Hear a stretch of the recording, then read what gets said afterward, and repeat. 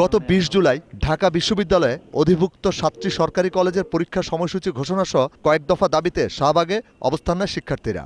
এই সময় পুলিশের সাথে তাদের সংঘর্ষ বাধে, আহত হয় কয়েকজন ছাত্র। চোখে আঘাত পায় সরকারি তিতুমির কলেজের শিক্ষার্থী সিদ্দিকুর রহমান।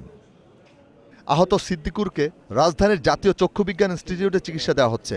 তার বাঁ চোখে দৃষ্টিশক্তি ফিরে পাওয়ার সম্ভাবনা দেখেছেন চিকিৎসকরা। উন্নত চিকিৎসার জন্য সরকার তাকে ভারতে পাঠানোর সিদ্ধান্ত নিয়েছে।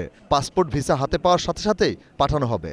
যেহেতু এটা খুব উচ্চ পর্যায়ে কাজ হচ্ছে, আমার মনে হয় যে ২-১ দিনের মধ্যে হয়ে যাবে। বাম চোখে কিন্তু সে আলো দেখতে পায়, এই জন্য একটু আশার আলো আছে যে অপারেশনের পরে হয়তো ভীষণ আসতেও পারে। এদিকে মঙ্গলবার সকালে সিদ্দিকুর রহমানকে দেখতে যান জাতীয় বিশ্ববিদ্যালয়ের উপাচার্য। ঢাকা বিশ্ববিদ্যালয়ের এই ৭টি কলেজের যারা শিক্ষার্থী এবং জাতীয় বিশ্ববিদ্যালয়, এর মধ্যে কোনো ধরনের গ্যাপ বা কোনো ধরনের দূরত্ব জাতীয় বিশ্ববিদ্যালয়ের অবস্থানগতভাবে নাই। অন্যদিকে সচিবালয়ে মাদকদ্রব্যের পাচার বিরোধী আন্তর্জাতিক দিবস উপলক্ষে সংবাদ সম্মেলনে বিষয়টি নিয়ে কথা বলেন স্বরাষ্ট্রমন্ত্রী।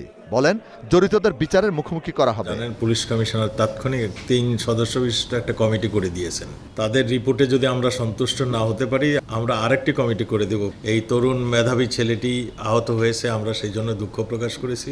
এটা যার গাফিলতি থাকুক তাকে আমরা বিচারের নিয়ে আসব এবং পুলিশকে আরও সংযত হওয়ার জন্য পুলিশ কমিশনার নির্দেশ দিয়েছেন। মাদক বন্ধে ভারত ও মিয়ানমারের সাথে আলোচনা চলছে বলে জানান স্বরাষ্ট্রমন্ত্রী। বর্তমান গণতান্ত্রিক সরকার সুস্থ ও সুন্দর পরিবেশ ফিরিয়ে আনতে বদ্ধপরিকর। জে ইউজুবায়ের, ২১ টেলিভিশন, ঢাকা।